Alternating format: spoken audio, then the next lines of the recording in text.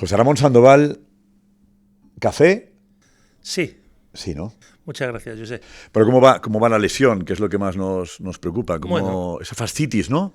sí, es una fascitis Lesión en el pie. plantar. La Joder, verdad ¿y es qué pasa con eso? que yo no creía que esto era tan complicado y parece ser que sí, que hay veces que puede durar hasta 2 años. ¿Cuánto llevas con ello? Pues ahora mismo llevo alrededor de 9 meses. Nueve 9 meses. meses, 9 meses. El otro día en broma le dije al doctor, hubiese preferido un ligamento cruzado, me opera y ya estaría a punto de jugar, porque el problema de esto es que es muy limitante, muy limitante. El El problema día es a que día, no sabes cuándo vas a estar recuperado. ¿Te dicen algo? no, No sabes. no, porque se inflama lo que es el tendón. A mí me han cortado la fascia ya, han soltado, han liberado y ahora están pensando que a lo mejor cortarla por detrás del gemelo por si acaso hay algo de tensión, porque no hay solución en eso. Y eso, digo, siempre hay, no hay mal que por bien no venga, dicen, ¿no? Eso te ha ayudado a parar. Sí, ¿Te ha ido bien parar? sí, mucho. ¿En qué? Pues mira, la vida vamos tan deprisa que muchas veces si Sí. no paras tú, te para la vida. Y yo creo que he parado yo por la lesión, si no, llevas tantas cosas en la cabeza, Si no, ¿qué? porque no disfrutas de muchas cosas y te pierdes muchos momentos de la vida, ¿no? Y he visto que en estos 9 meses he perdido cosas a nivel profesional, pero he ganado muchas que he estado al lado de la familia, de mi hija, para el tema de negocios, he estado con mi señora, con mi mujer, que para mí es el icono de mi vida. Si no, si ella no está en mi vida, yo creo que hay cosas que no hubiese conseguido jamás. ¿Cómo se llama? Ángeles. Y Ángeles, además del peso que tiene ahora, que ahora que estáis aprovechando, es digamos que una nueva luna de miel sería, no sé si es eso, Totalmente, pero pero totalmente. haciendo cosas que no habíais hecho. Totalmente. Pero ya en el fútbol también era importante. ¿En qué participaba o en qué te ayudaba cuando Bueno, estabas metido? ella dejó todo por mí, ¿no? ¿Qué hacía ella? Yo cuando ella trabaja administrativa, estaba en un buen cargo del Corte Inglés y yo cuando mezclaba el fútbol con la gastronomía, porque al final el fútbol, yo tenía el fútbol amateur, mi sueño era ser entrenador, pero yo venía de la escuela de abajo, del barro. Entonces, mis logros han sido ir consiguiendo objetivos y metas. Y cuando realmente ya nos casamos, tuvimos a la primera niña y tal, pues yo mezclaba la gastronomía con el fútbol. Entonces, el tiempo que yo tenía libre en el negocio con mis hermanos, yo me dedicaba a entrenar, me dedicaba a sacarme la titulación, a entrenar, entonces a casa no iba. Ese peaje la pagaba ella. Mis hermanos podían ver a sus mujeres, yo no, yo de 5 a 9, esas 4 horas full time con el fútbol. Iba a entrenar pequeños y luego fútbol amateur, porque era la manera que yo tenía de crecer, ¿no? De coger experiencia y de ese conocimiento. Entonces ella dijo que nada, que me apoyaba total y que no importaba. Tuvimos un punto de que ella decidió dejar de trabajar para que yo me dedicara más a lo Ya, mío ya. y dedicarse un poquito más a una cosa que es muy importante, que yo creo que no se le da tanto sentido, que es la familia, ¿no? No te ha Y echado en cara nunca el tener que dejar nunca, su nunca, trabajo jamás. para estar No porque lo hizo con contigo. gusto ella, Mm. en ningún momento.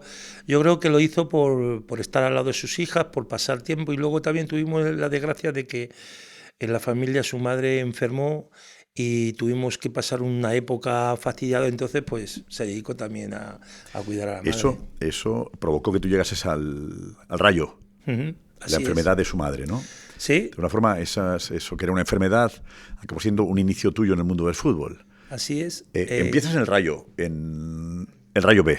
Sí, yo recuerdo, ese año me le pasé sabático sin entrenar. Yo había pasado por el Getafe B, Sí. jugamos periodo de ascenso, lo perdí. Pasé por el Pinto en tercera división, jugamos periodo de ascenso, lo perdí también. Y ese año me le tomé sabático para ayudarla a ella un poquito también, porque no tenía tanto tiempo. Y justamente saliendo del funeral tuve una llamada por teléfono que querían hablar conmigo para entrenar al Rayo B. Y se lo comenté a ella, yo le dije que no. Le dije: "Mira, no, estoy pasando por un periodo fastidiado, estoy ahora mismo en un periodo familiar, tengo que estar al lado de mi mujer. Mi mujer es hija única, perdió a su madre y para nosotros, yo la quería como una madre, mi suegra, ha sido bestial, el amor que yo tenía a esa mujer". Y Y entonces me dijeron, ah, bueno, déjalo. Y según estaba diciendo eso, me cogió ella, me hizo así, me dice, no, no, espera. Y me dijo, yo creo que te la mando a mi madre. Mi madre ya Bueno, ha qué bueno. acabado, cógelo, José. A mí me caso, cógelo, ten fortaleza, que a mí me vas a ayudar más si lo coges. Y lo cogimos y era para salvar al Rayo B de descender a preferente. Estábamos a 4 puntos del descenso.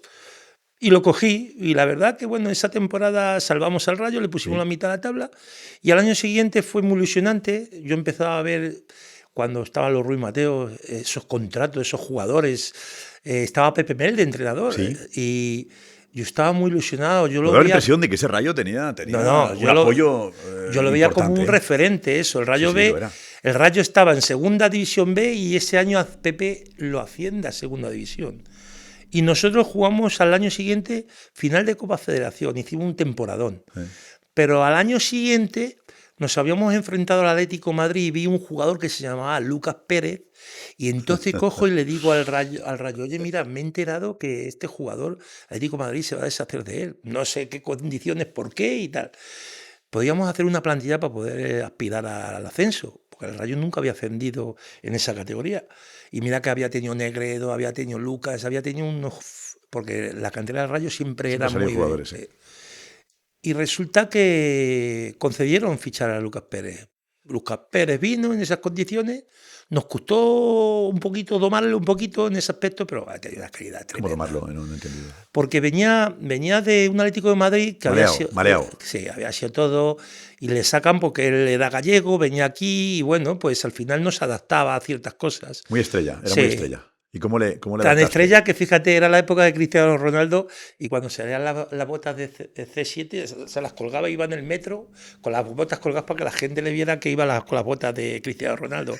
Era su ídolo Cristiano Ronaldo. Sí. Y bueno, nos ayudó, hicimos un buen equipo donde ascendimos a Sí, segunda vez, por primera vez en la sí. historia, en Hospitalet, en Barcelona. Aquello lo tienes tú grabado, Buah, ¿eh? Momento de los bonitos que has vivido, ¿eh? muy En grabado. Hospitalet. Te voy a decir por qué lo tengo grabado. Y eliminatoria complicada, ¿eh? Muy Aquello complicada. fue... Y te voy a decir por qué, Josep. Porque resulta que era la comunión de mi segunda hija. No fastidies. Y me toca el playoff de ascenso el día de la comunión. Joder. Tú fíjate, 2 años de catequesis y yo no sabía cómo decirle a mi mujer que me había tocado esa fecha. ¿Y cómo lo dijiste? Y ya un día me ve mi mujer tan preocupada, como me conocía tanto, y dice, vamos a ver, José, Ya. que te estás engañando a ti mismo, que yo sé cuándo te ha tocado los playoffs de ascenso. No te preocupes, vamos a intentar cambiarlo. Vamos a facilitar las cosas, pero la niña lleva 2 años con las mismas amigas. Vamos a ver si el cura nos ayuda. Y lo cambiamos para el siguiente sábado, porque como nosotros habíamos Qué quedado bueno. campeones, si ganabas no tenías que jugar otra Bien eliminatoria. ahí el cura también. Y bueno, al final pues la niña lo cambió, tuvo que hacer la comunión con otras niñas que no había hecho Vaya. los 2 años. Vaya. Pero es que ese día en Hospitalet resulta que si nosotros ganábamos, ¡fua! Ya está. Comunión. Pero si perdíamos, nos tocaba otra vez. Y el sábado que habíamos cogido, No otra vez. Y te... Y íbamos el minuto 90 perdiendo 1-0. Y yo miro para Y tú atrás pensando en la y comunión. veo a mi mujer haciendo así. Como diciendo otra vez que cambian los Otra invitados, vez, no, ya el no. convite, el cura. Parece... Metemos en el minuto 94 Borja García en un córner. Sí. Bueno, eso fue... Instintamente yo me fui a donde estaba mi mujer y No la cambie la fecha. habían puesto encima del banquillo del Hospitalet. Qué bueno. Y Vaya. me pongo a decirle, cariño, mira, estos se creían que estaba celebrando el gol. Claro, otra vez. que era una provocación. Me callo. Bueno, ¿cómo sería que el árbitro pita el partido? Se suspendió todo por allí, tuvo que salir los mozos, tuvimos que Y estar... todo por la comunión. Y veo aparecer a mi mujer, porque claro, cogieron a todos los familiares, los mozos y Sí. los recogieron ahí, sí. los protegieron. Y claro. yo estoy dando la rueda de prensa, sin la corbata, la camisa rota, y veo a mi mujer aparecer con mi niña pequeña en brazos, porque estaba recién nacida, la mediana y la mayor. Me habían dado una sorpresa, habían ido a Barcelona para estar a mi lado. Bonito. Y no se me ocurre decir, perdón un momento, cariño, que ya tenemos la comunión hecha. Son anécdotas de la vida que al final... Oye, hablabas de la corbata. Sí. ¿Tan obsesivo eres con la corbata? Sí, sí. Pero, Es de las, ¿tanta suerte te ha dado? Bueno, no, sí, no, si te da suerte, sí. es de las cosas que, no es que me diera suerte, que no me las quitaba. Es de las cosas que creía en ello. ¿Por qué superstición? ¿De dónde nace la superstición? Pues nace ¿Es justamente... familiar? No, yo cuando ficho por el Rayo le digo a mi segundo entrenador, a Ismael Martínez, que siempre ha estado conmigo, le digo, mira, estamos en tercera división, va a parecer un poquito chulesco, pero yo voy a ir a los partidos como a misa los domingos. Voy a ir con mi trajecito y mi corbatita siempre. Entonces en tercera división íbamos por todos los campos con traje y corbata. Rompíamos la pana. Tú imagínate, en Nuestra Señora de la Torre, al lado del cementerio, en el campo de Vallecas, con corbata y con traje. Y como se nos dio tan bien en el filial, pues claro, no cambiábamos corbatas apenas. Perdimos, me parece, 1 o 2 partidos. Y claro, cuando ya llegamos a segunda división le dije, oye, vamos a coger buen presupuesto, pues aquí las corbatas va a haber que cambiarlas más. Y tuvimos la suerte de que cambiamos muy poquitas corbatas. Y entonces, cuando yo perdía un partido, esa corbata, aunque me comprara la misma. ¿Pero ya esa desaparecía ya? Sí, desaparecía. Yo tengo ¿No la guardabas para otra ocasión? Sí, no, yo tengo en mi casa un armario. ¿Tienes todas las derrotas en forma de corbata? Todo lleno de corbata. Ya no me acuerdo cuál, porque en segunda no perdimos mucho. ¿Hubo una corbata que te costó mucho de conseguir o te costó una pasta, no? Pues esa corbata fue en Santander, que justamente habíamos perdido el partido antes y nos vamos los 2 tolis a Santander con la corbata.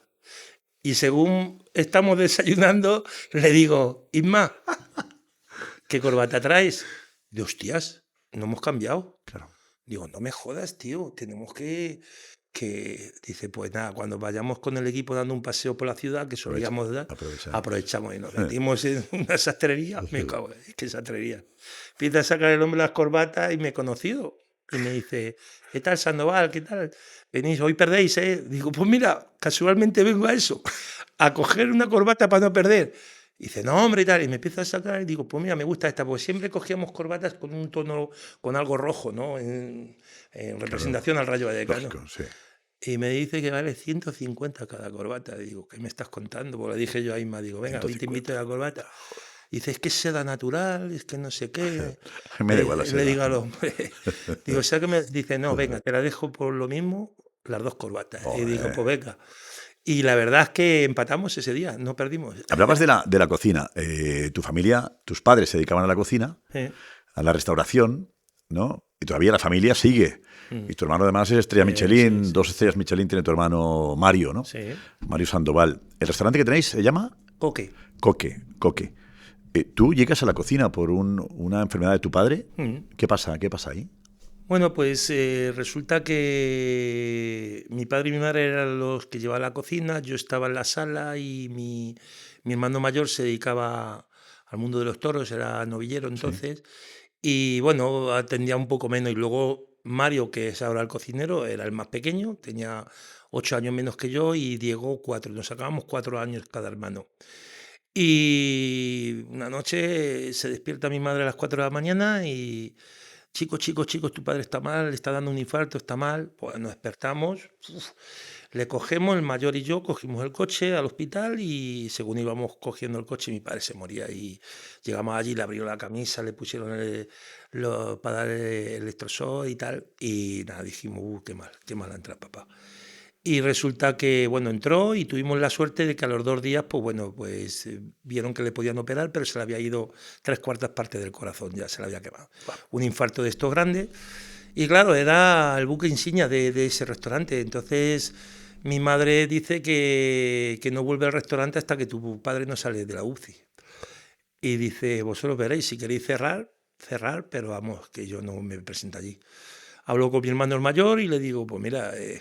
este sacrificio que tu padre ha hecho y tu madre durante todo el año, durante toda la vida, no podemos que se vaya. Digo, hay que meterse uno a la cocina, como sea. Echamos a suerte y tal. Y dice, lo que tú quieras. Digo, venga, me meto yo. Y me metí. ¿Tú en la cocina? Sin conocimiento ninguno. Yo entraba y a lo mejor me decía mi padre, da una vuelta aquí, tal. Y iba con él mucho a Mercamadrid a comprar, a la marca Ceba. Tempranito, ¿eh? Tempranito. 4 o 5 de la mañana. A las 4 de la mañana. El producto le conocía, ¿vale? Ya. Pero no tenía ni idea. Y entonces el ensayo horror me hice cocinero a base de ensayo horror.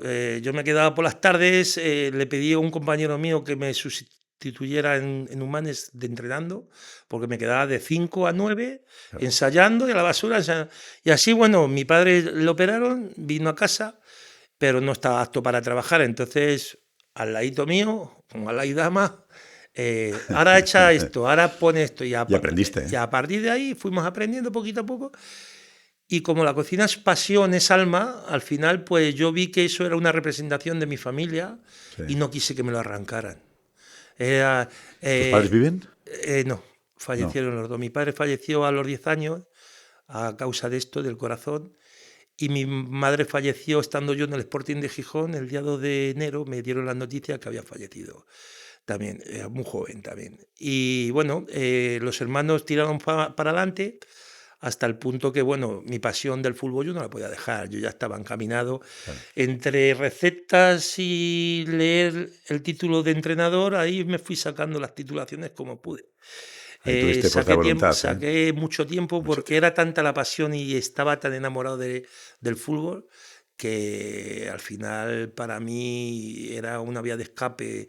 Algún día tengo que salir de aquí como sea y dedicarme a lo que yo quiero. ¿Cómo convenciste a Ruiz Mateos para que te diese el cargo de entrenador? Eso fue muy buena. Pues mira, ¿Eres un vendemotos?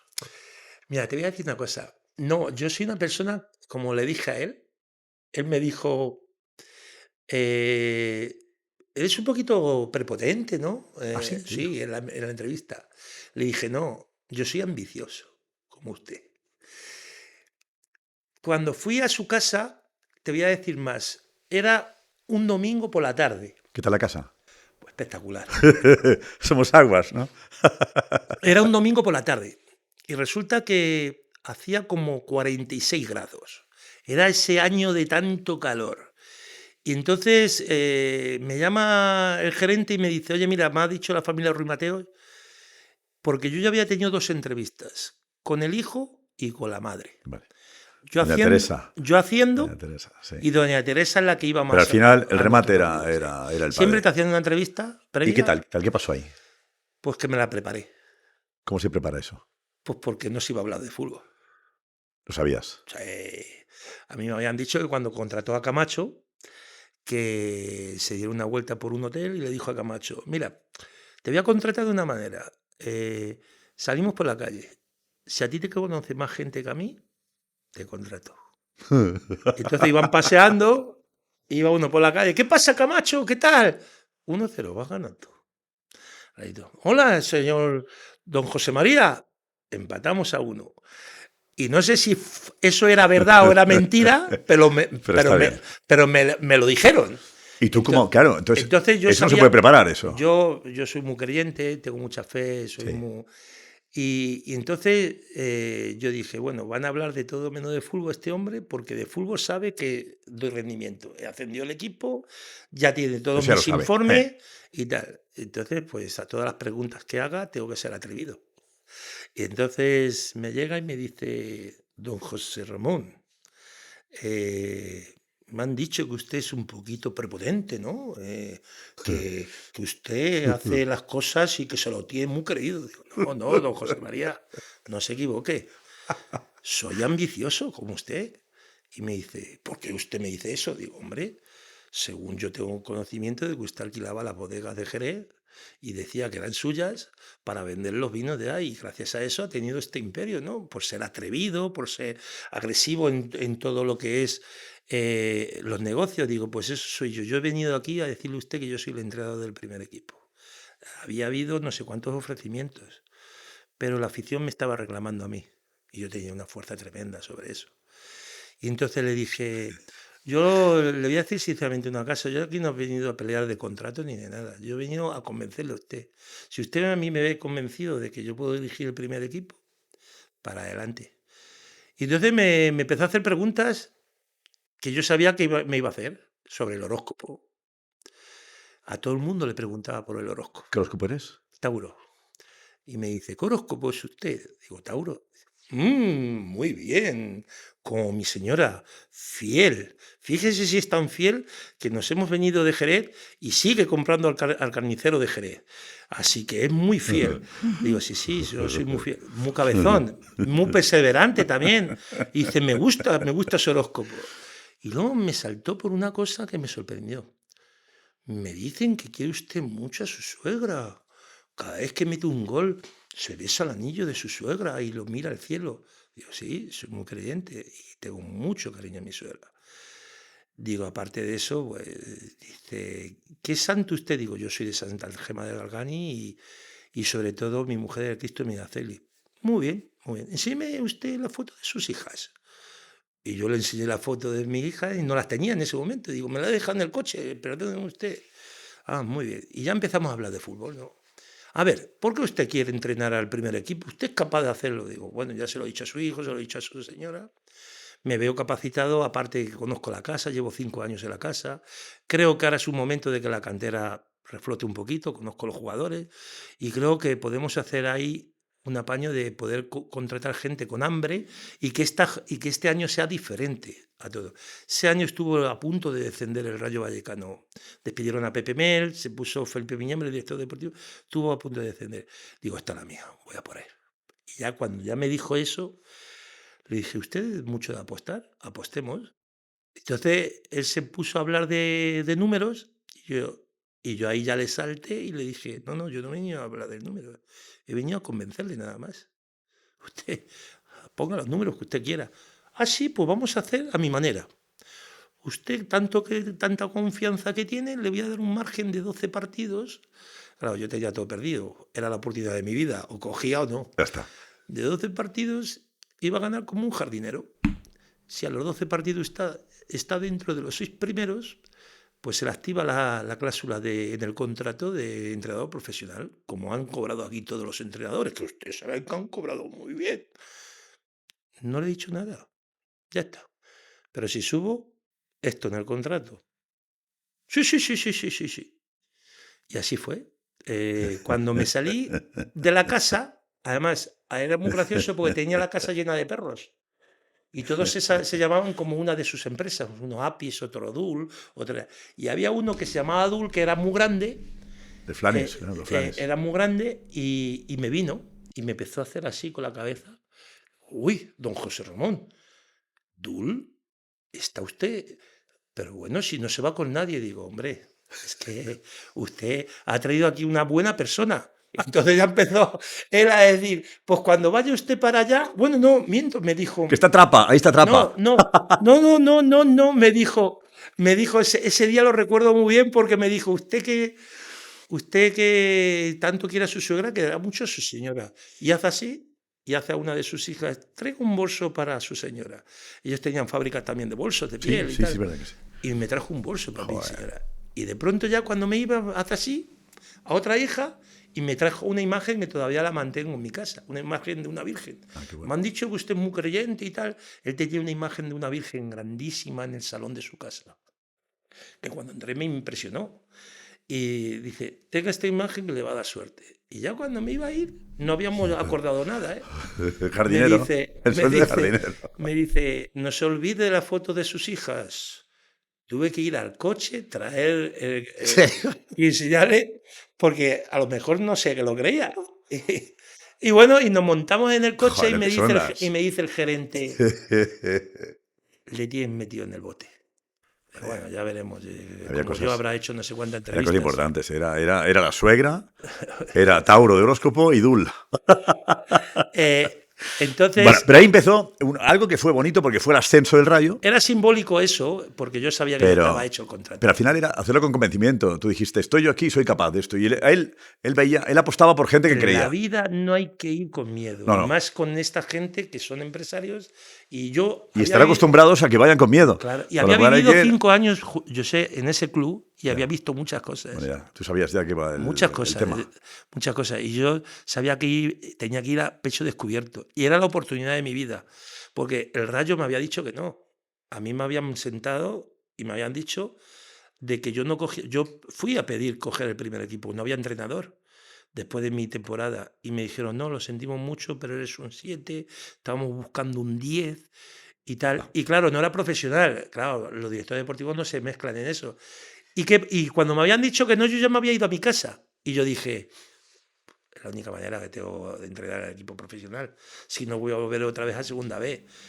Y coges al rayo y lo asciendes a primera. ¿Cumple Ruiz Mateos con la promesa? No, no cumplió.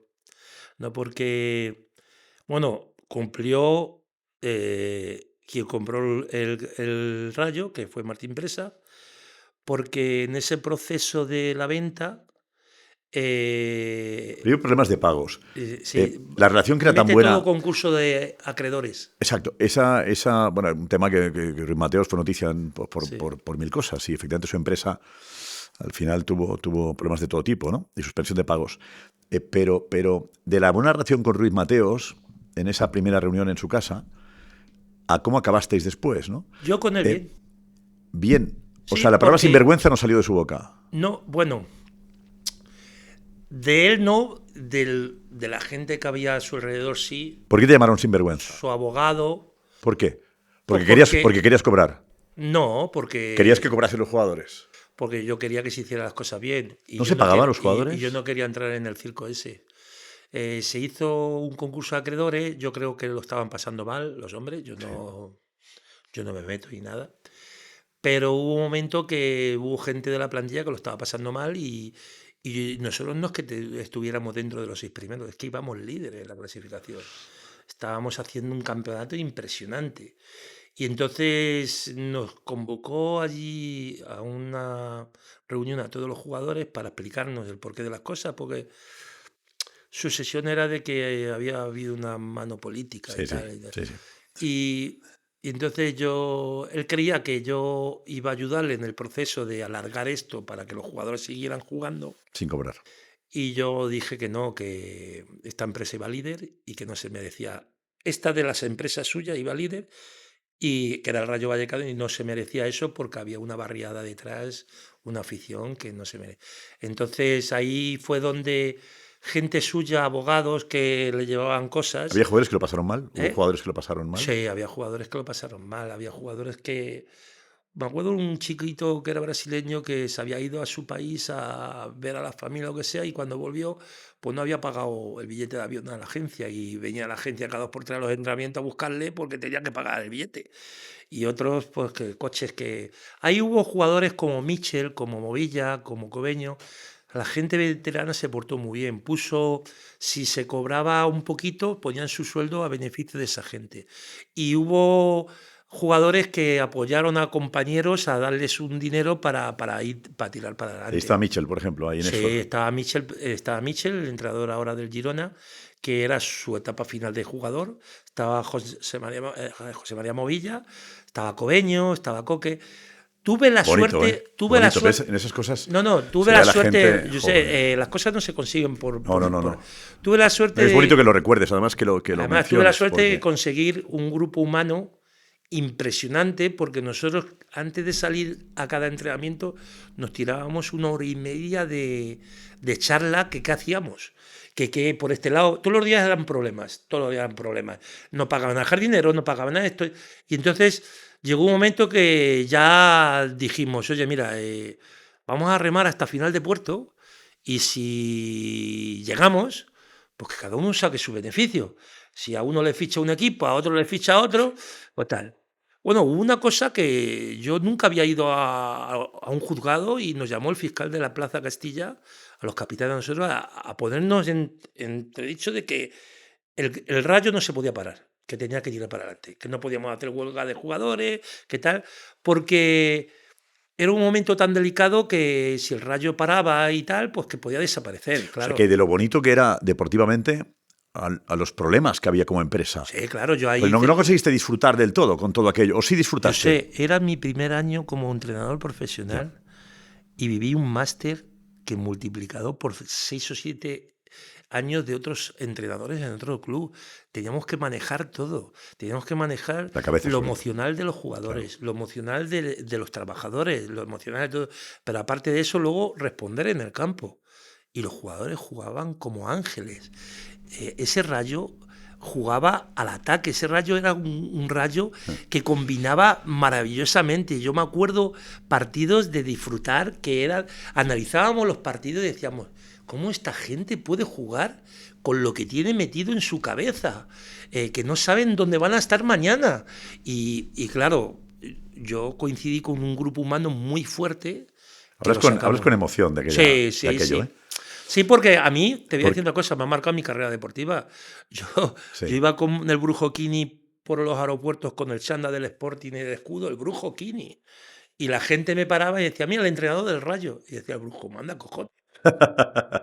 que el Brujo, cuando íbamos a los hoteles, no hacían caso a los jugadores. Iban todos al Brujo Kini a pedirle autógrafos. Y sin embargo, iba conmigo por el aeropuerto viajando y me decía, mira, el entrenador del Rayo. A mí me identificaban con el entrenador del Rayo. Sí, ahí marcaste una época y aquello queda grabado todavía. Yo no sé, ¿notas que ha sido la etapa más feliz? Sí, bueno, yo he vivido muchas etapas felices en mi Luego vida. las de Córdoba también, Granada. Tienes varias cosas, pero el Rayo fue Labrada, el inicio, con la pandemia. Fue Labrada. Con la pandemia. Gijón no tanto. Sí, Gijón fue una etapa muy feliz porque también a mí me fichan cuando baja el Santander. ¿Quién te hace la vida imposible en Gijón? No, en Gijón yo creo que, yo siempre lo he dicho, es una ciudad encantadora, pero cuando se ponen la camiseta es una obsesión por el fútbol. Mira, ahora lo estamos viendo, ¿no? El mismo botón de autodestrucción de ellos mismos puede ser el no tener paciencia con los jugadores, con el entrenador. ¿Abelardo no te ayudó? La verdad es que esa época Abelardo, él estaba en el filial y él iba a lo suyo. Ahí no tuvo nada que ver con eso. La verdad es que no fue. Yo creo que nosotros, a mí me despiden... ¿Esperabas una ayuda de Abelardo o por lo menos...? Un poquito cariñín, porque él ha sido jugador, ahora ha sido entrenador y luego lo vivimos todos en nuestras carnes, ¿no? ¿Y no recibiste ese cariño de Abelardo? No, porque, bueno, él me sustituyó a mí, ¿vale? Entonces... Hubo una etapa suya difícil allí, que el equipo estaba para defender el filial y nosotros, sin embargo, hicimos esfuerzos para que jugadores nuestros no cogerlos y que pudieran jugar con ellos, ¿no? Y luego, pues, lo bonito de Mareo es de que aquello, tú vas allí... Es maravilloso. Es que se te caen las lágrimas. Sí. Es que aquello se vive por y para... Allí los guajes jugando al fútbol sala, en las pistas de fútbol sala, y aquellos que lo viven con tanta intensidad que ellos mismos no se dan cuenta que hay veces que no hay que pensar en Kini, Ablanedo, que eran 7 internacionales en la selección. Hay que volver a la tierra, ahora ha habido un grupo mexicano y hay que reconstruir todo. Sí. Pero allí por cada... ¿Abelardo quería tu puesto? No lo sé, lo consiguió, pero no lo sé.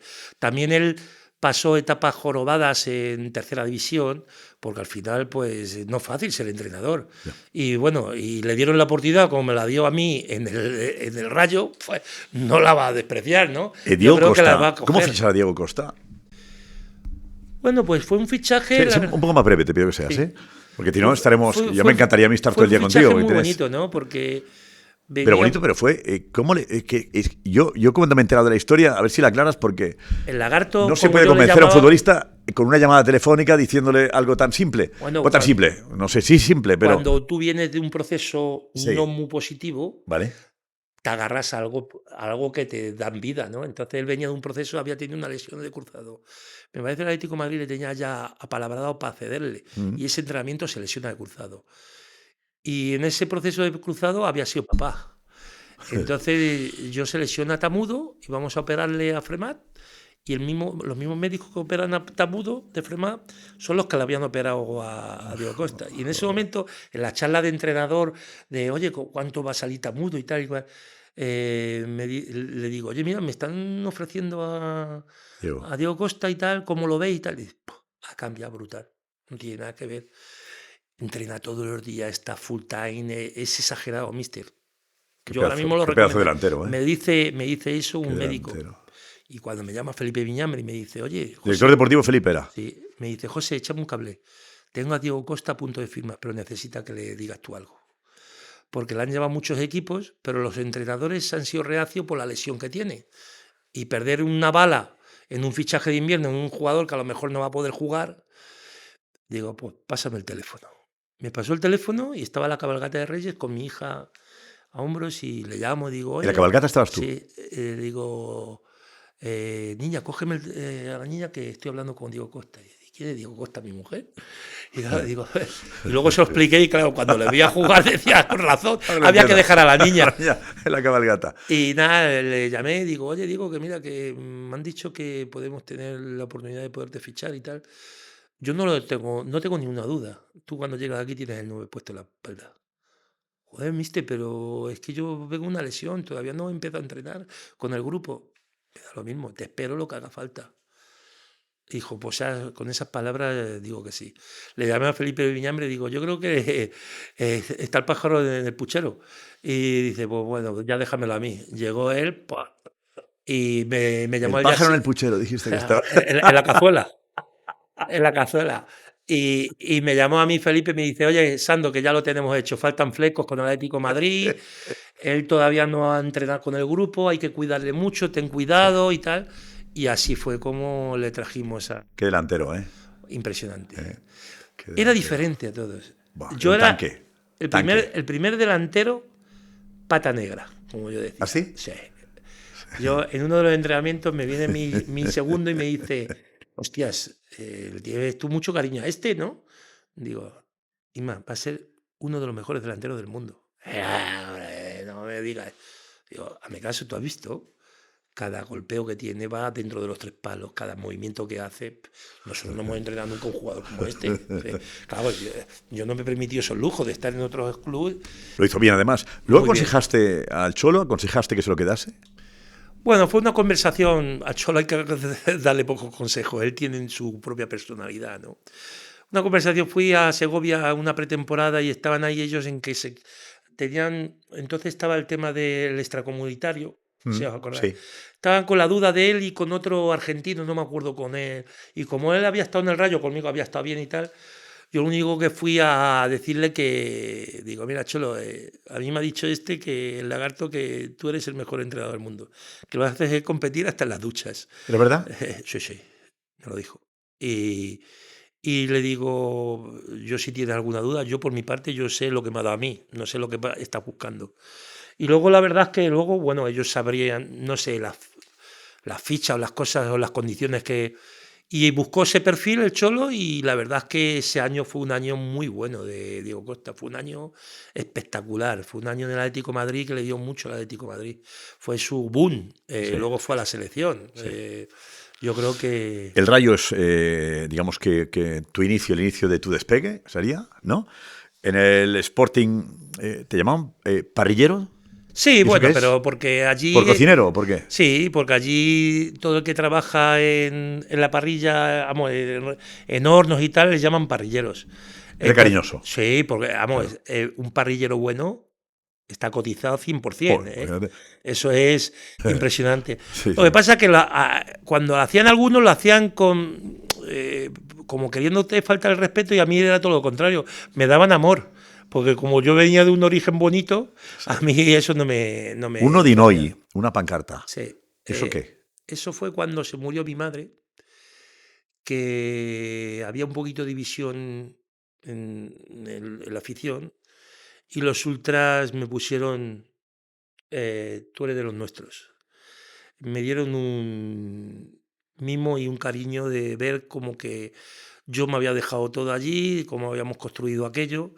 Y me llegó mucho al corazón esa pancarta. Y esa pancarta, fíjate, me hizo de tener un mensaje de gente del Rayo, porque no se llevaban muy bien. Yeah. Me dijo, me pusieron, cuando unos te quieren tanto, otros te dejan de querer.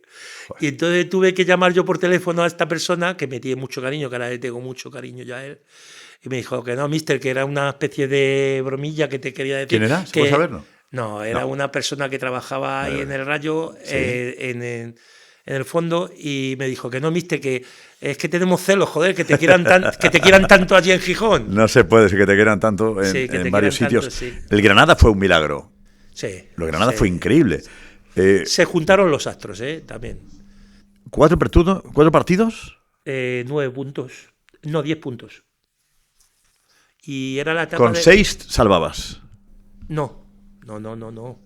Estaba a las 6 de la salvación. Era la etapa de Caparrós. Cuando firmaron a Caparrós venía de un legado que era... Caparrós. ¿Qué te faltaba para conseguir la salvación? Nosotros estábamos a 7 puntos de la salvación. A 7 de la salvación, sí. Vale.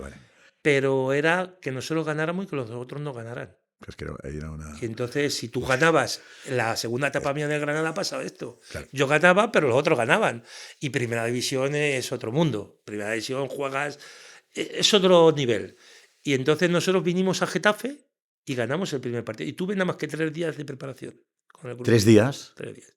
Yo sabía que fisiológicamente no los podía cambiar, pero podía tocar la fibra. Sobre todo, mover fichas de que por cosas había jugadores que no jugaban y el club sabía que eran franquicia suya y si los convencía podían dar algo al club. Y ahí movimos ficha, pusimos al Arabi, no estaba bien visto por cierta gente, pusimos al Arabi, le di mucha confianza, mucho cariño, le dije que yo había venido 4 partidos y que si él se equivocaba, yo me iba a la mierda también, me equivocaba yo.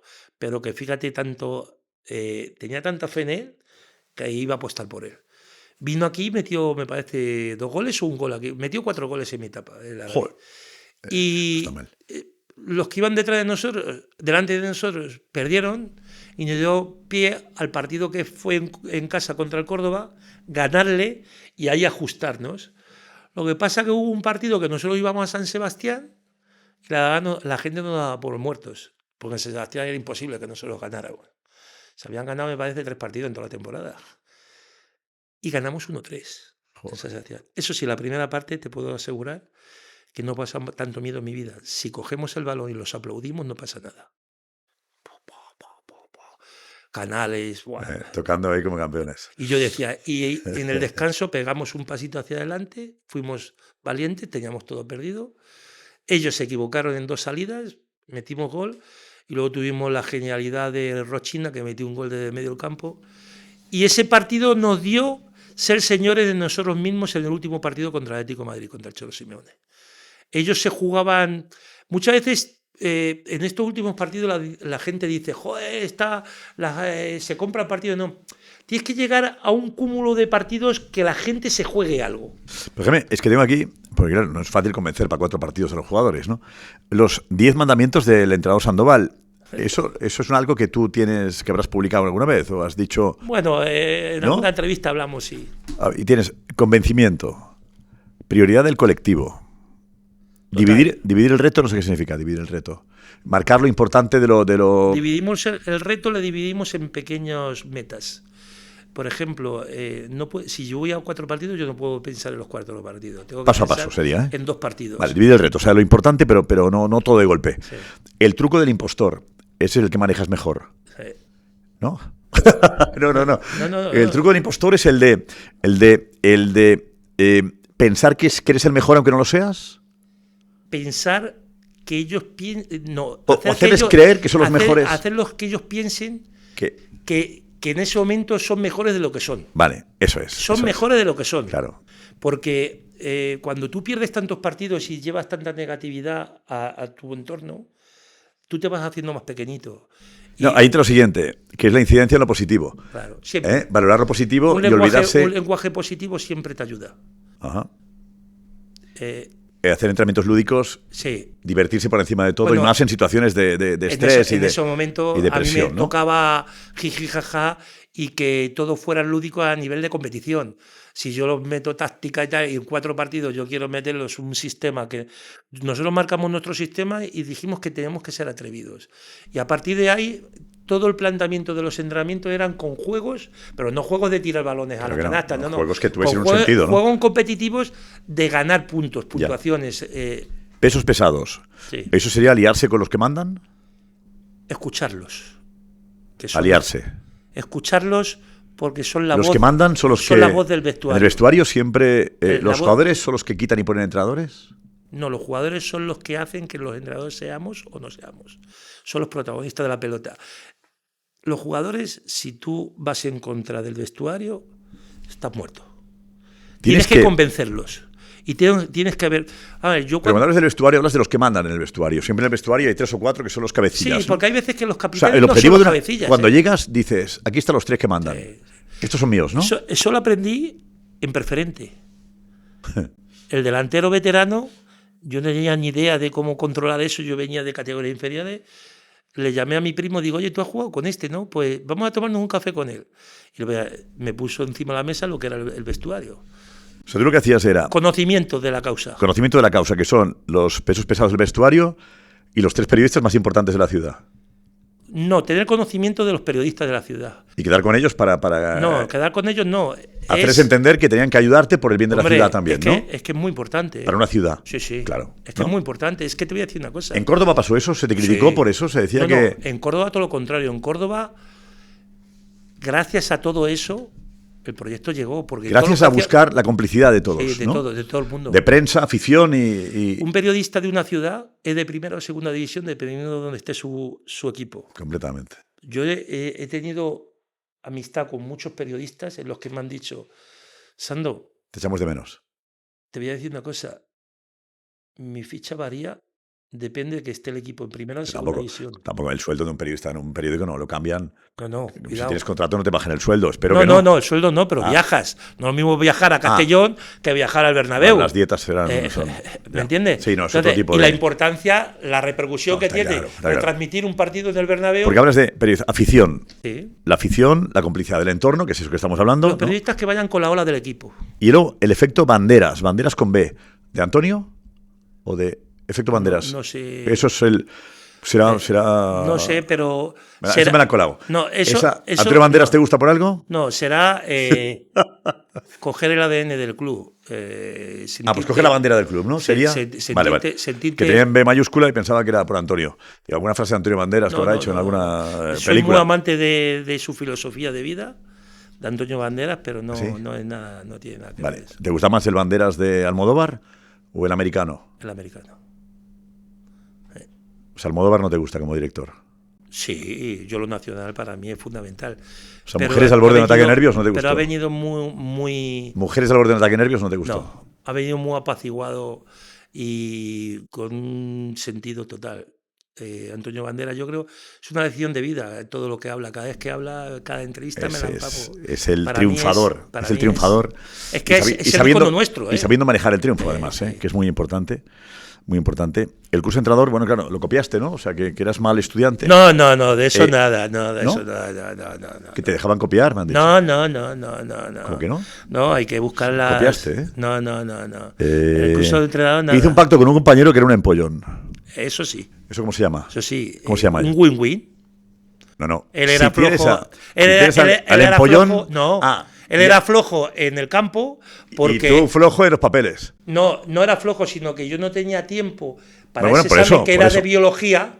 Ese examen que era de biología, mi trabajo no me permitía y ese día le dije, ostras, no me ha dado tiempo a estudiar. Yo me comprometo a cuando a ti te toque práctica estar ahí al pie de cañón y hacer... Y él se comprometió conmigo. Vale, eso es lo que hacía yo en clase. Decía, no he podido estudiar y por eso también me pasa lo mismo que a ti. No, es que hizo así, mira, así. Era, es que te voy a explicar una cosa. Biología, para el tema de entrenador, yo creo que era una asignatura, como pasa en todos los estudios, que hay que pasar el corte, pero realmente la que a mí me interesaba pues era psicología, era táctica, había marcado unas prioridades técnica, y las otras y la otra me podía bajar la nota y me podía jorobar. ¿Y Quique Sánchez Flores? Para mí, estuvo aquí en el cafelito, Quique. Sí, para mí fue una persona que estuve un año viendo sus entrenamientos en el juvenil del Real Madrid. El club no lo permitía bajar abajo, pero yo desde la grada estuve haciendo mis prácticas viendo y le preguntaba cómo podía cuando terminaba el entrenamiento y fue muy amable conmigo. Nos quedaba, hemos hablado sobre todo de lo mejor, ¿eh? Me quedo con el Rayo, con el milagro del Granada y con el milagro del Córdoba. Otro milagro. Eres experto en milagros, ¿eh? No, lo del Córdoba para mí no fue un milagro. ¿Cómo? ¿Lo del Córdoba? ¿Cómo que no? ¿A cuántos puntos de la salvación estabas cuando coges? Joder, ¿y cómo le llamas a eso? Imposible. ¿No? Un imposible. Por eso. Está el milagro y el imposible, ¿no? Sí, eso es un imposible. Ese es que ande y que no se caiga. Porque el milagro dice, anda, pero luego se cae. Qué fuerte. ¿Y eso fue ese trabajo de choque también, de choque psicológico? Eso, la verdad es que cuando yo llegué allí, llego después de un partido de un 4-0 del Tenerife al Córdoba. ¿Sí? Tú imagínate, habían pasado 3 entrenadores. Sí. Tú te metes en... Además, me lo recordó el otro día Luis Oliver, que me llamó para que cogiera un equipo con él. Y me dijo, me acuerdo de esa charla que tuviste porque le dije, siéntate al lado mío. Fui a la rueda de prensa, a la sala de prensa. Y le dije, no quiero dar la charla en el vestuario, la quiero dar en la sala de prensa. Quiero ver a todos de cara. En el vestuario cada uno tiene... A ver, si no puedes ver a todo el mundo. El vestuario es un santuario. Cada uno tiene su rincón, tiene tal... Y al final, pues bueno, cada uno tiene su esquinita, ¿no? Y en la sala de prensa yo quería verlos a todos de frente, porque al final es como me gusta, que vean que voy de frente, ¿no? Ver la reacción de cada uno también. Y entonces se sentó al lado mío como si fuera mi jefe de prensa, Luis Oliver, y le di la charla. Entonces cuando salimos me dijo Luis, estoy convencido, lo vamos a salvar. Qué cabrón, ¿me has convencido a mí? Si no los has convencido a ellos. Y era simplemente tenderlos la mano, porque venían de una etapa jorobada, venían de un 4-0. Había algún jugador que tenía dificultad en la ciudad, pues ya sabes que cuando las cosas se ponen mal, pues la gente es muy burra y empieza, tú fulanito a lo mejor está con la hija en el parque y solamente te miran de mala manera. Sí, y tal. Mal, y entonces le dije que íbamos a revertir esa situación y que yo creía en ellos, que si había cogido ese cargo porque había visto la plantilla que había y que era capaz, que yo no venía aquí con ningún... que eran ellos los que lo iban a conseguir. Y la verdad es que fue la etapa de más éxito mío porque fue donde ganamos más partidos consecutivos en la historia. Increíble. Es que nosotros ahí marcamos etapas de 5 partidos y cada 5 partidos teníamos que ganar 2 y ganábamos algunas veces 4. Llegamos al último partido contra el Sporting de Gijón en Córdoba. Ellos se jugaban periodo de ascenso, ser cuartos o terceros y ganamos 3-0 porque fuimos con el alma. ¿En qué eres el mejor? ¿En eso? No. ¿En el trato? ¿En saber unir sentimientos y motivar a todos lo que es el entorno? Me gusta estudiar mucho el entorno. Me gusta estudiar mucho el entorno para saber dónde entro. Y sobre todo ahí saber, hay veces que llego y digo, pasé jorobado. El año pasado, por ejemplo, en Granada. Pasé jorobado, pero si de aquí saco algo, no el objetivo, pero saco algo, bienvenido sea. Que claro, es la parte positiva que hemos hablado. Luego, el regreso a Granada no fue el esperado, ¿no? Bueno, no fue el Rayo tampoco. Pues no fue el esperado. Es que no siempre es lo que uno... Es que un entrenador... juega siempre en el alambre. Es de los que están en el circo que se puede caer. Bueno, y más cuando te colocan en situaciones que no son fáciles tampoco, ¿no? No has tenido un equipo con el mayor presupuesto de España tampoco nunca, ¿no? Al último, ¿Envidias eso? Haber tenido un equipo... No mayor presupuesto, pero sí depende de yo poder organizar sobre todo mi cuerpo. ¿Por qué el Athletic Club es tu sueño? Porque yo creo que ahí se hacen las cosas muy bien. Porque ahí hay un ADN y tienes que convencer muy poquito a los jugadores. Ese club, yo cada vez que he ido a jugar allí, me ha transmitido una sensación de paz y de amor, y siendo contrario de ese equipo. Sí. Porque cuando tú llegas allí, mira, yo cuando llegué al Sporting aprendí una cosa, el corporativismo. Cuando llegábamos al Sporting, en Mareo, las paredes eran rojo y blancas, las tazas de desayunar eran con el escudo de Sporting, las servilletas eran rojas, las camas tenían el enredón con el escudo. Y eso, yo creía que eso era el Sporting, pero es que cuando llegué a Bilbao y me meto en San Mamés, digo, hostia, esto que ya desde el primer grito que hay, que el himno que empiezan Atleti, ya es tan puro. Yo soy muy romántico de esto, a mí no me gustan los cánticos estos. Desde ese grito ya te va inspirando algo de nobleza. Y cuando tú ves toda una ciudad vestida de rojo y blanco y ves un estadio todo de rojo y blanco y ves que van todas a las buenas y a las malas, lo que me pasó con el Rayo. El Rayo a mí me educó ni a ganar ni a perder, a no negociar con el esfuerzo. Y eso se la da el Atlético. Y hablabas antes de Mareo, pues aquí es Lezama. Sí, igual también, la cantera también se ha cuidado toda la vida en Bilbao, ¿no? Y eso que se cuida al final... Bueno, y hablas de Osasuna, que también te gusta Osasuna. Porque... También Tajonar también es una Tajonar, buena cantera. He coincidido hace 6 meses con los responsables de Tajonar. ¿Sí? Llevan 3 años trabajando me han explicado su proyecto y yo conozco el Sadar. Y yo creo que de aquí a unos años nos vamos a sorprender.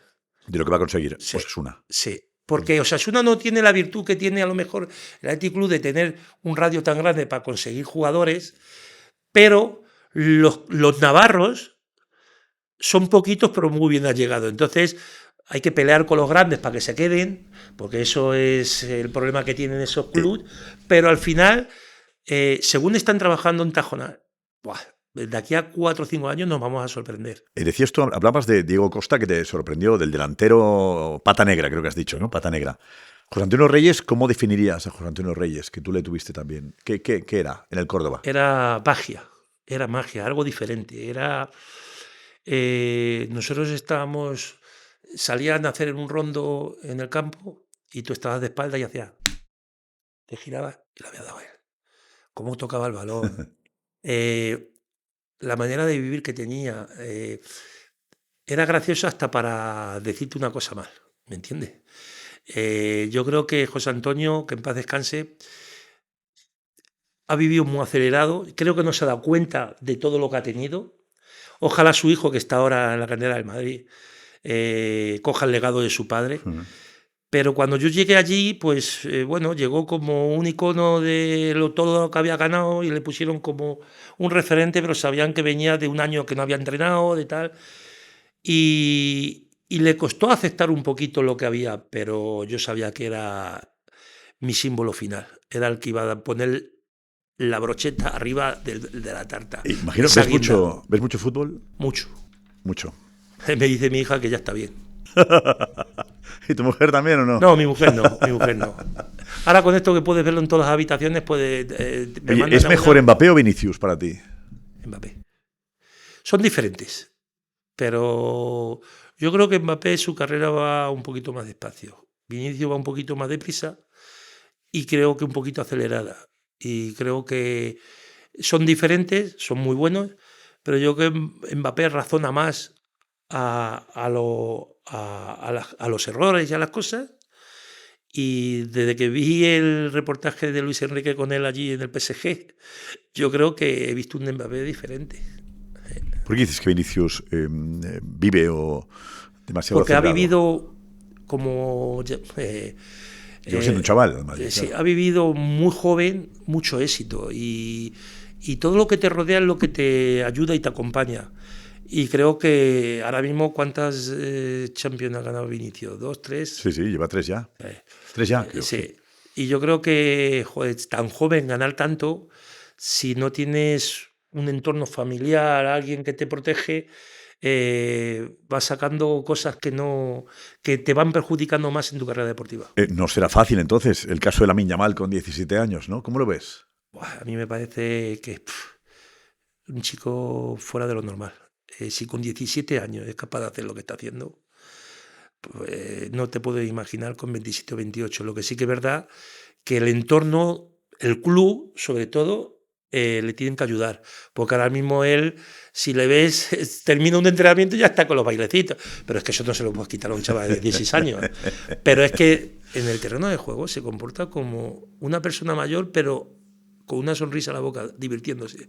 Cada vez que coge el balón va, quiere, no se enfrenta al contrario, todo lo contrario. Él no se enfrenta al rival, él va a hacer algo al rival, pero él no se enfrenta al rival. Y mira que le dan, y mira que es difícil, porque tiene un estilo a Messi, yo que le sufrí en mis carnes cuando me enfrentaba a él, de que aunque quieras darle no le llegas, porque salta como las liebres, tiene una técnica tan depurada, un dribbling. ¿Es el mejor? Ahora mismo sí. Yo creo que es muy diferenciador. Todavía le queda mucho por madurar. Espero que en el proceso de esa maduración que todo el mundo tenemos, no pierda nada. ¿Sandoval es del Madrid? Yo era muy merengue porque en mi etapa como niño a mí me llevó el fútbol fue Bosco, cuando me ponían detrás de la valla a ese tío como el inspector Gache con sus gabardinas. Sí, te tenías ahí, ¿no? Te fijabas. Y yo me agarraba así como un niño y veía a ese hombre dar órdenes y tal. me empezaron a llevar al Bernabéu, yo era muy merengue, pero cuando me dediqué al fútbol profesional, no sé, no lo he perdido, pero me he enamorado también de otros clubes, como el Atlético de Madrid, como otros clubes que me han llevado. Bueno, el Rayo ya no te digo, ¿no? El Rayo pierdo la cabeza por él, ¿me entiendes? Porque dentro del fútbol yo creo que se ha perdido un poquito el romanticismo y se está viendo otras cosas. Y entonces es obvio que juega el miércoles el Real Madrid y quiero que gane el Real Madrid. Sandoval salta. Eso fue por ti. Eso fue por ti. Joder. Y alguno me lo dice. Bah. Y yo no sé de qué va eso. Yo tampoco sé de qué va. Yo no sé de qué va eso. Yo tampoco sé. Tengo una no cara... sé si fue no. por nuestro amigo Creo Cristóbal Soria. Estaba ahí. Era estaba ahí haciendo el tonto aquel... y dijo, salta, salta. Yo no sé. No, era un insight en el que el Madrid estaba mal. Creo que estaba Solari de entrenador. Sí, sí. Solari de entrenador. Un insight que además fue muy accidentado porque tuvimos que cambiar de local, que no funcionaba. Acuérdate, me acuerdo. Me llamaste, sí. Y creo que en aquel momento dije yo algo así como iba mal el Madrid. Mourinho, prepárate, Mourinho. Y dije, Sandoval, salta. Como diciendo, prepárate también tú. No sé cómo fue, pero tengo una cara de flipado yo en aquella imagen. Y esto... Bueno, son anécdotas de la vida que yo creo que... Se ha hecho viral. Yo creo que... Los compañeros me decían, pregúntale por eso, pregúntale. No, pues sí. Sandoval salta, divertido. Divertido. La vida tiene que ser divertida, si no estamos muy mal. Hay que reírse un poco más, ¿eh? Muy mal, Hay que reírse un poco más. Y cuando estás en el cargo de entrenador, ostras, tienes que tragar mucho. Bueno, y de periodista también, ¿no? Vamos al test que es el Cafrito Express. ¿Vale? Cafrito Express. No me lo pongas muy difícil, ¿eh? No, claro, son preguntas. Tú sabes que yo soy de respuestas largas. Pues ahora tienen que ser muy cortas, ¿vale? Mira, me voy a tomar un poquito de cafetito. Venga, estará frío ya, joder. Está frío ya. Me gusta frío. ¿Frío te gusta? Venga. El con leche no, pero este sí. Venga, vamos ya, ¿eh? Vale, el expreso. El mejor plato que cocinas. El cochino asado. Es símbolo de coque. Vale. ¿Tortilla con cebolla o sin cebolla? Me gustan las dos. No puedo con la guerra que hay sobre esa. Me encantan las dos, con y sin cebolla. ¿Estás decepcionado con el fútbol? ¿Decepcionado? No, pero sí que estoy disgustado por la esencia que se va perdiendo. ¿Te ha tratado como mereces? En algunos sitios sí, en otros no creo que tanto. Pero no porque lo merezca, sino por lo que uno se entrega a cuerpo y alma. Un jugador tuyo del que más orgulloso estés. Que tengo muchos en mi carrera. Vale, complicado, ¿eh? Tengo muchos en mi carrera. Uno que te haya decepcionado. No me han decepcionado a ninguno, porque prácticamente yo creo que el jugador siempre te da todo lo que tiene que dar y como entrenador, si nos ponemos a nivel profesional, a lo mejor le he decepcionado yo a él. Yo decepción no... ¿El mejor presidente? ¿Quién es? ¿El mejor presidente? Cualquiera. Es que hoy en día... Joder, váyate, no pero me sueltas una. Es que el presidente... El que has tenido, que tengas Es que si te cuento los especial, que yo he tenido, yo he tenido Luis Oliver, Quique Pina, Martín Presa, Ruiz Mateo. Es que tiene una colección buena. Son buenos todos. Sí, con todos he aprendido mucho. Con todos he aprendido. Venga, pues no te mojes tampoco ahí, que luego no sabes nunca si puedes volver. Mira, te voy a decir uno, Ángel Torres. Ángel Torres. Porque creo que está haciendo lo imposible de lo posible. Esto lo posible de lo imposible, perdón. Porque tantos años ahí en el alambre, en un club tan humilde, con el presupuesto este año, mérito. Sabe elegir muy bien los entrenadores. Tiene mérito. ¿Tu etapa más feliz en el fútbol? Mi etapa más feliz del fútbol, cuando entrenaba en el fútbol con los niños. El fútbol formativo. El romanticismo. Te digo por qué. Porque no te pedían nada a cuenta. ¿Te gusta el cine? Sí. Una película. Cinderella Man. Es un reflejo al... ¿Cuál es? Cinderella Man. Es un reflejo, es de boxeo. Es un reflejo a cuando uno quiere conseguir las cosas y le pone muchas trabas y muchas piedras en el camino y lucha por su familia. ¿Un libro? Pues mira, estoy leyendo varios libros, pero me dedico más a leer cosas de autoayuda. Muy bien. Porque, ¿por ejemplo? Pues mira, tengo dos que para mí es importante, que es Jugar con el corazón. De un entrenador del Barcelona, de balonmano, Xisco y Spark, y creo que siempre le he llevado conmigo, porque bueno. Te voy a decir más, he cogido muchos valores de ese libro de cara a enfrentarme a grupos humanos. El mejor jugador del mundo ahora mismo. Es muy joven, pero para mí Yamil. El mejor jugador de la historia. Yo vi a Maradona, pero para mí ha sido Messi. ¿Alguna vez te has planteado tirar la toalla?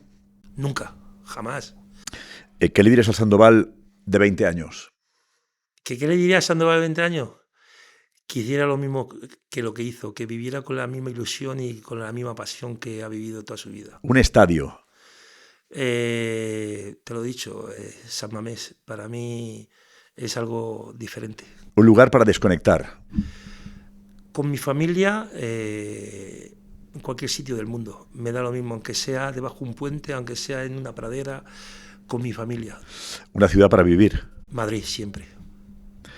Un político de la actualidad. Ninguno. ¿No te gusta la política? Sí, pero no está en ninguna de la altura. Acaba la frase. ¿Creer en Dios es? Lo más grande que le puede pasar a un ser humano. Una preocupación. El mundo que nos está viniendo últimamente, estamos dejando de ser personas y no me gusta. Dependemos de cosas que no vienen a cuenta. Un sueño por cumplir. Jugar una Champions. Está bien, pero eso está muy lejano. Bueno, un sueño más real, por cumplir es que ver la felicidad en todos los que me rodea, porque sabes que siempre tienes cosas que te hacen de estar triste. ¿Tienes ahora algo que te hace estar triste? Algo, sí. Pero tiene solución. Sí, pero el proceso y el camino cuesta. Pues mucho ánimo. Una manía. Llamar a mi mujer siempre que entreno, antes del partido, cuando me quedo en la soledad del entrenador en el vestuario. Es una manía que siempre mi compañera de viaje siempre está en los momentos cuando más miedo tengo. Y ese es el momento que más miedo tengo del partido. Cuando me quedo solo en el vestuario, da la charla, han salido a calentar. Y es un momento, 15 minutos, que vivo una soledad que no depende ya de mí. Y entonces la llamo y me dice, fuerza, cariño. Y ya con eso me tiro para adelante. Es mi manía. Porque el entrenador está solo. Solo, siempre. El entrenador está solo porque las victorias son de todo el mundo y las derrotas son del entrenador. Y muchas veces nosotros anteponemos muchas cosas solamente porque la gente sea feliz. Y eso no lo ven, ¿eh? Eso no lo ven. ¿Te enfadaste con Miku? ¿Llegaste a pelearte con Miku, a pegarte con Miku? Me enfadé con Miku muchísimo. ¿Quién pegó a quién? No pegó nadie a nadie. Yo me enfadé muchísimo porque no quiso vestir la camiseta del Rayo. Y ante eso, cuando yo veo que hay gente de ese barrio que daría dinero por vestirla, no. Y luego porque habíamos hablado de que yo le iba a ayudar para poder salir, pero que cuando llegara al mercado de fichaje y se cerrara, si no había salido, que tenía que cumplir con ser profesional y defender la camiseta del Rayo. Y ese día me dijo que no quería jugar. Y entonces ahí me enfadé muchísimo. Despreciar eso, me enfadé muchísimo. Y entonces yo defiendo lo que realmente quiero. Y en ese momento la franja estaba cruzada. Y era mi segunda etapa. Para mí hubiese sido más fácil no haber ido en ese momento. Pero a mí me llamaron y era mi casa y tenía que ir. Que me equivoqué en ir mi segunda etapa y no era el momento, a lo mejor más no, porque yo ha hecho pecho. Siempre voy para adelante. Una frase para acabar esta charla, este cafelito. Pues siempre lo dice mi mujer, que lo digo, querer es poder, porque la gente quiere y no puede, pero yo con intentarlo y ir, con eso es suficiente. Y muchas veces me ha dado la verdad, esto es la razón, de cosas tan imposibles las hemos conseguido a base de querer. Pues que te recuperes de la pierna, del pie, esa fascitis, que desaparezca ya, Ojalá. Y que te podamos ver entrenar. Muchísimas gracias. Te Vale. quería recordar una cosa. Tengo un libro tuyo con una dedicatoria que en los momentos que meto en el despacho y tengo bajón, leo esa dedicatoria, fíjate. ¿En serio? Sí. ¿Y qué puse? Para un entrenador que me ha dado una lección, o un trabajador que me ha dado una lección en este momento de no sé qué. Porque creo que salió del corazón ¿Mm? y como yo te tengo aprecio, Y también. cuando me lo dice una persona y lo escribe puño y letra y lo firma, Muy bien. me sirve para levantarme. Pues nada, a seguir así, fuerte, ¿vale? Muchas gracias.